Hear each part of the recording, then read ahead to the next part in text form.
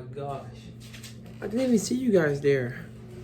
Anyways, welcome back to another video. It's the Riddler Cam. We're doing a reaction video to the scary things caught on camera. Or scary stories. Yeah, something like that. Scary stories. I think it's, yeah, 4 true scary stories. What the fuck? Yeah. Let's get into it right now, you hear me? I spent my days as a humble worker at 7-Eleven. More specifically, I was a store manager and franchise owner. I was no software engineer or doctor, and while my family did have their opinions on what I did for a living, my job paid rather well. I was a very different man in my past, but deciding to go the route of franchising a store was a more hands-on career path that mostly kept me in check. It was a low-stress but high-labor job, and that was honestly perfect for me. The job was almost therapeutic to me. It gave me something to take care of, something to look forward to every day. Of course, I couldn't do this alone. Working with me in my daytime shifts were workers Molly and Adam. Molly and Adam were young. They were working there to pay off their college tuition. We all considered ourselves.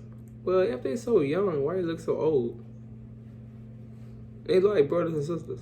It was like a family to each other. Molly, Adam, and I grew super close to each other in our time working there.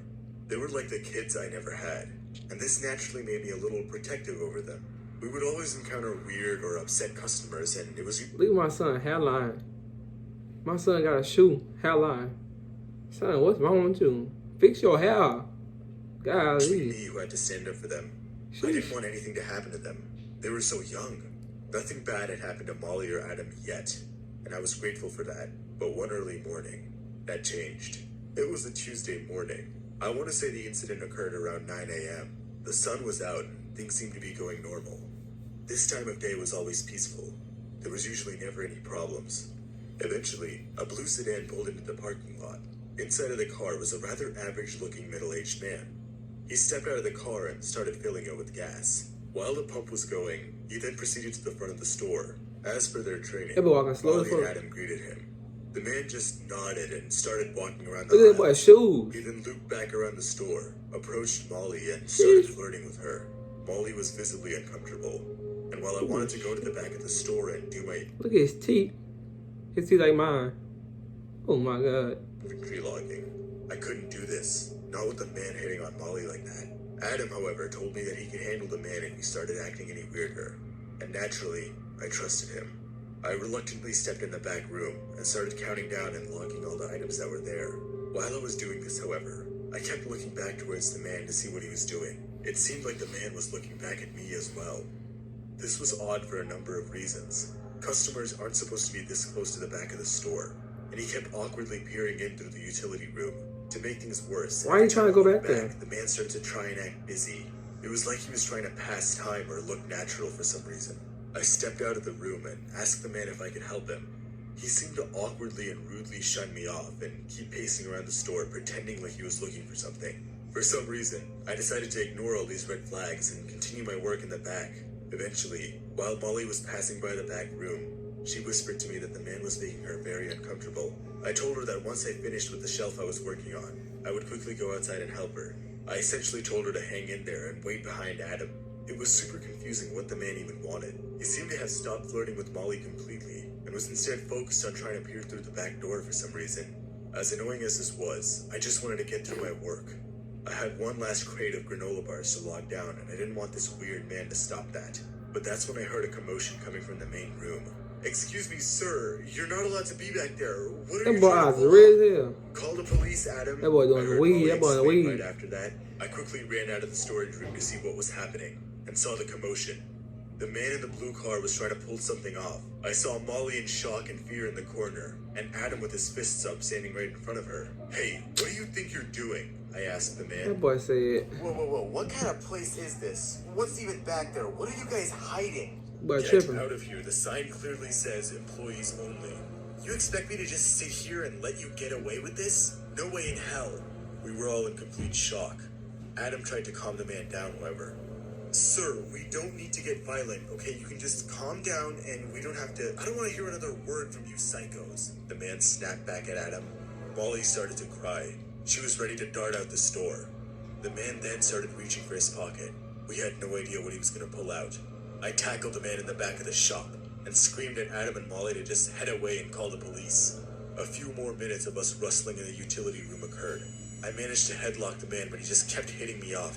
After a few more minutes of us rustling and fighting in the back, the cops eventually got there.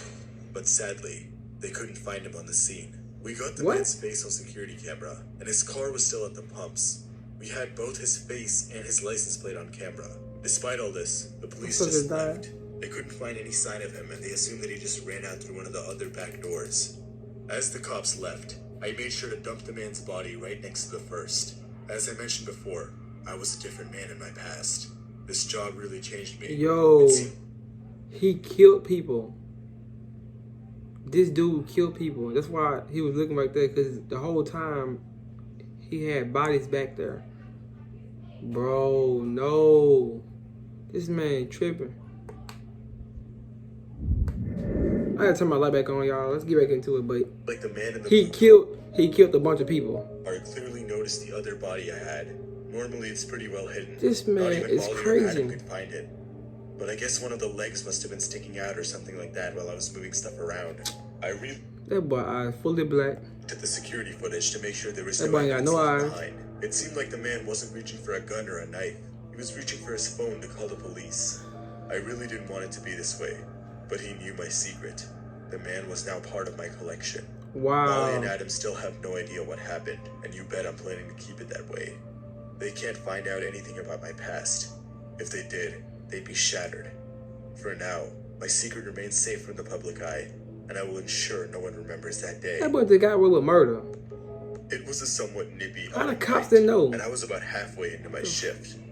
I was a young man, and I took up any job I really could at the time.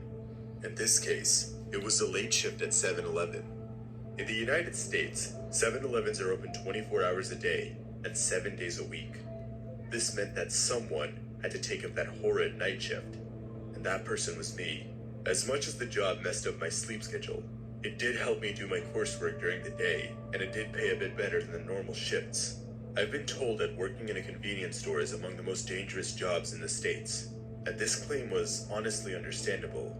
Although my city is decently safe, the people who go to 7-Elevens late at night are a lot different than your normal shopper. From what I saw, it was either crazy crackheads higher than a kite, or a bunch of drunken teenagers falling all over the place trying to make another booze run. This was extremely annoying. My coworker Colin and I were largely responsible for kicking these people out. And while it was an inconvenience, it never got truly out of hand or unsafe. This all changed one Thursday night, however.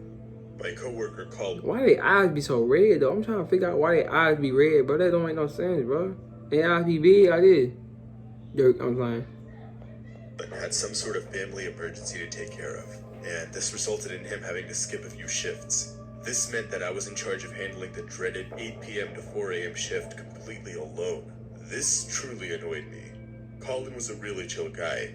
His conversations made the hours go by much faster, and without him, I'd just be alone in some dirty store in the middle of the night. Regardless, I received my orders from my manager, and I had to do what I had to do. I arrived at my shift around 5 minutes late as usual, and things were initially going by completely normal. The people that walked in consisted of the usual. Okay, y'all, we're gonna end it right here, man. Make sure y'all like and comment and subscribe. Make sure y'all subscribe to my channel for more reaction videos, man. It's the Real Account. Logging off.